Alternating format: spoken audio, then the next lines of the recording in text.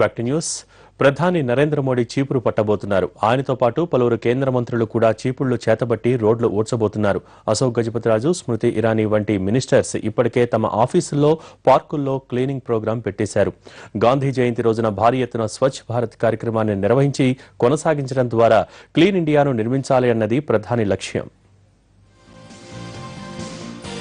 ప్రధాని నరేంద్ర మోడీ మానస పుత్రిక స్వచ్ఛ భారత్ కార్యక్రమం గాంధీ జయంతి రోజున అట్టహాసంగా ప్రారంభం కాబోతోంది. ఢిల్లీ రాజ్పథ్లోని బోట్ క్లబ్ ప్రాంతంలో గురువారం నాడు స్వయంగా చీపురు పట్టి ఈ కార్యక్రమాన్ని ప్రారంభిస్తారు ప్రధాని మోడీ. కేంద్ర మంత్రులు, వివిధ దేశాల దౌత్యవేత్తలు, దాదాపు 5,000 మంది విద్యార్థులు ఈ కార్యక్రమంలో పాల్గొంటారు. జాతిపిత మార్గంలో నడుస్తూ ఆయన ఆసియాల్లో అతి ముఖ్యమైన క్లీన్ ఇండియాను తయారు చేయడమే తన లక్ష్యమని ఇప్పటికే చాలా సార్లు చెప్పారు మోడీ.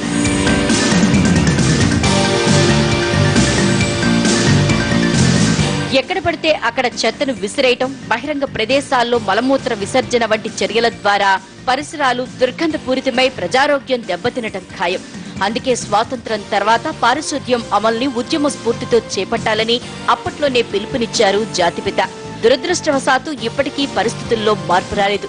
అందుకే మహాత్ముడి స్ఫూర్తితో క్లీన్ ఇండియా కార్యక్రమం చేపట్టింది కేంద్ర ప్రభుత్వం. 2019లో జరిగే గాంధీ 150వ జయంతి నాటికి దేశం మొత్తం మీద పరిపూర్ణ పారిశుద్ధ్యాన్ని అమలు చేయాలన్నది ప్రభుత్వ లక్ష్యం. కార్యక్రమాన్ని ముందుగా ప్రభుత్వ విభాగాలతో మొదలుపెట్టింది.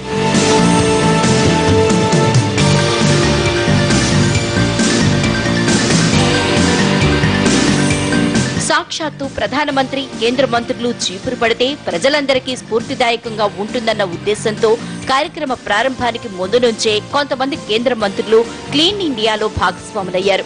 ఈ విషయంలో అందరికంటే ముందు వరుసలో ఉన్నారు మానవ వనరుల అభివృద్ధి శాఖ మంత్రి స్మృతి ఇరానీ. తాజాగా మరో 2 మంత్రులు అశోక్ గజపతిరాజు, ఆనంద్ గీతే కూడా తమ కార్యాలయాల ఆవరణలో పారిశుద్ధ్య కార్యక్రమం నిర్వహించారు. పారిశుద్ధ్య సమస్య వల్ల ఆరోగ్యం దెబ్బతినడమే కాక అంతర్జాతీయ సమాజంలో మన ప్రతిష్ట మసకబారుతోంది. ఇండియాలో ఎటు చూసినా చెత్త కుప్పలుంటాయన్న భావనను చెరిపేయడానికి కృతనిశ్చయంతో ఉంది కేంద్ర ప్రభుత్వం.